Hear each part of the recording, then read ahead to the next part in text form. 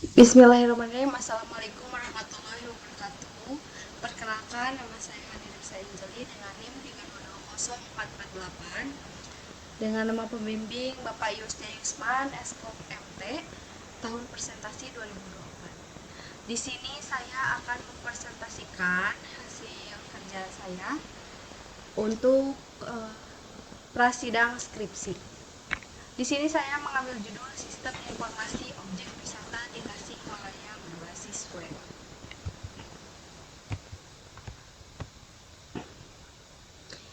Lanjut,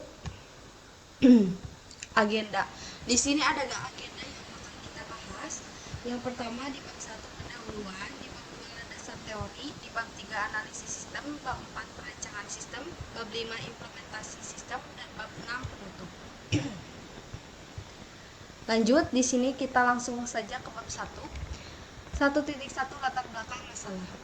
Perlu adanya sebuah platform digital berupa paket wisata yang menyediakan akses tentang sumber informasi wisata Tasikmalaya untuk membantu calon wisatawan dalam mengakses informasi seperti petunjuk lokasi dan gambar destinasi wisata, untuk memberikan kesan kepercayaan dan pengalaman untuk calon wisatawan.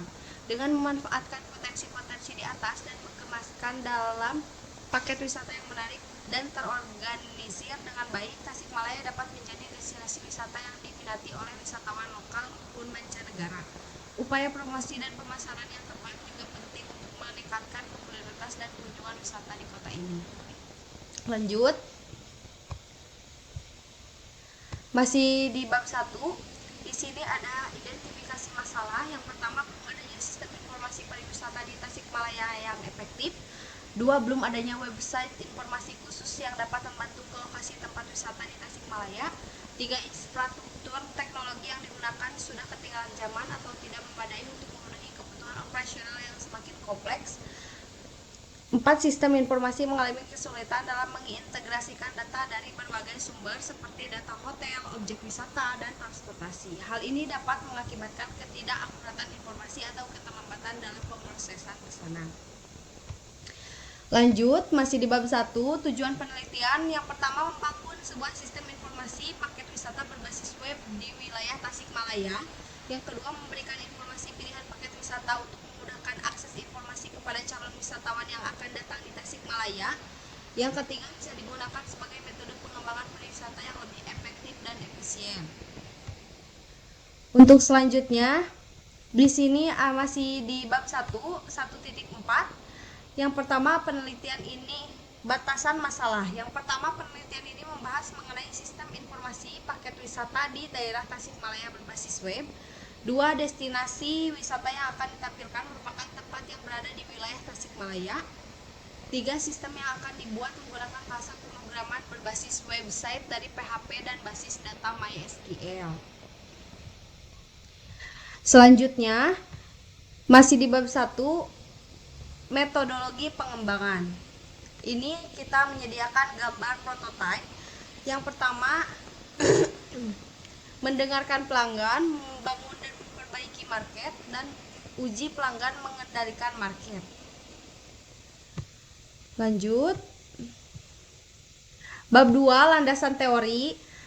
Di sini ada roadmap penelitian. Roadmap penelitian adalah beberapa penelitian terkait mengenai sistem informasi tentang paket wisata untuk pemetaan di suatu wilayah serta metode yang berkaitan dengan sistem informasi paket wisata agar penulis dapat mengetahui sejauh mana penelitian sebelumnya mengembangkan sistem informasi ini punya pembanding. Judul, misalnya kita ambil satu contoh ya di sini. Judulnya di sini sistem informasi geografis pariwisata di Kota Kupang.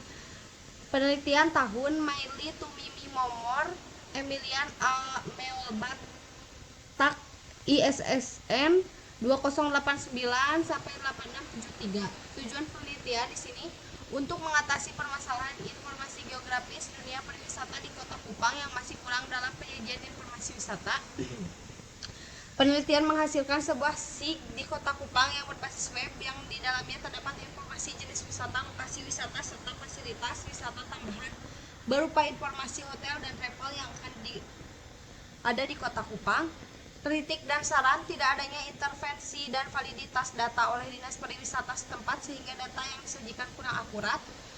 perbandingan ruang lingkup dalam penelitian yang dilakukan penulis mencakup wilayah pariwisata di Kota Kupang.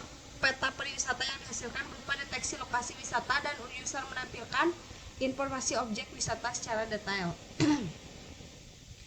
Lanjut, di sini ada bab 3, analisis kebutuhan sistem. Di sini analisis kebutuhan sistem itu dibagi dua. Yang pertama kebutuhan fungsional, yang kedua adalah non fungsional. Kalau kebutuhan fungsional adalah kebutuhan yang harus dipenuhi oleh sistem agar berfungsi sesuai dengan tujuan yang diharapkan. Di sini kita memberikan contoh beberapa kebutuhan fungsional. Yang pertama manajemen paket wisata, yang kedua pencarian dan pemesanan paket wisata, yang ketiga manajemen pengguna, yang keempat integrasi sistem informasi geografis atau GIS, yang kelima adalah laporan dan statistik. Kebutuhan non fungsional adalah kebutuhan yang terkait dengan kualitas sistem seperti keamanan, kinerja, skalabilitas, usabilitas, dan reliabilitas. Lanjut.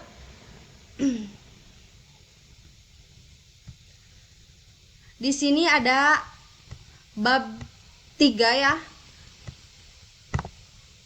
Yang akan dibahas di sini adalah metode perancangan, use case scenario, activity diagram, dibagi perancangan sistem. Ada kelas diagram, sequence diagram, dan rancangan antarmuka. Di sini saya hanya mengambil 3 contoh.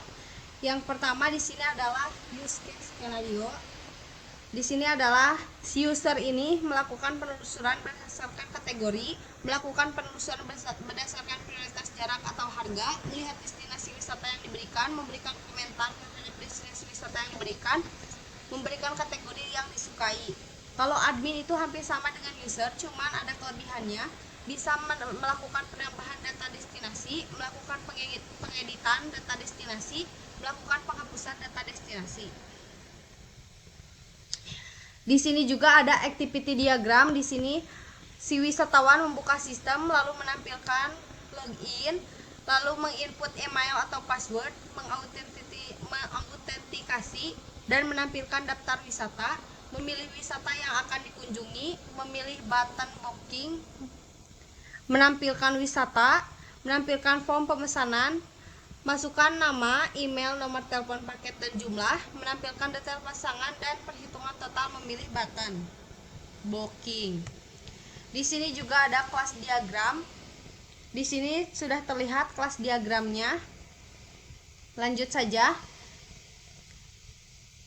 Di sini juga ada sequence diagram. Sequence diagram ini seperti memilih destinasi, proses data, menampilkan destinasi, menceritakan tentang wisatawan yang akan membooking paket wisata di aplikasi. Lanjut, di sini ada kebutuhan perangkat lunak yang saya pakai untuk membuat sistem. Di sini adalah sistem informasi operasi server. Saya menggunakan Linux, Windows Server. Yang kedua web server, Apache Ning. Yang ketiga basis data MySQL dan PostgreSQL. Yang keempat bahasa pemrograman PHP dan JavaScript. Yang pertama framework Laravel dan Vue.js. Yang kedua sistem manajemen versi Git. Yang ketiga perangkat lunak pendukung, kompresor Node.js dan Docker. Implementasi sistem adalah tahap di mana desain yang telah dibuat pada tahap sebelumnya diubah menjadi kode program yang nyata. Lanjut, di sini adalah kebutuhan perangkat keras.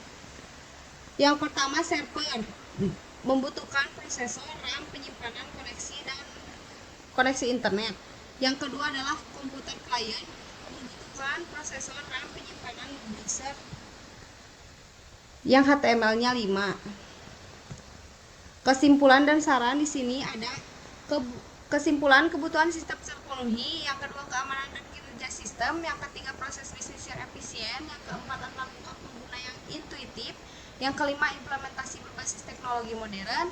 Untuk saran pengembangan fitur tambahan, optimasi kerja lebih lanjut, peningkatan keamanan, penyediaan dukungan pengguna, 5 pemantauan dan evaluasi berkelanjutan, 6 integrasi dan platform lain.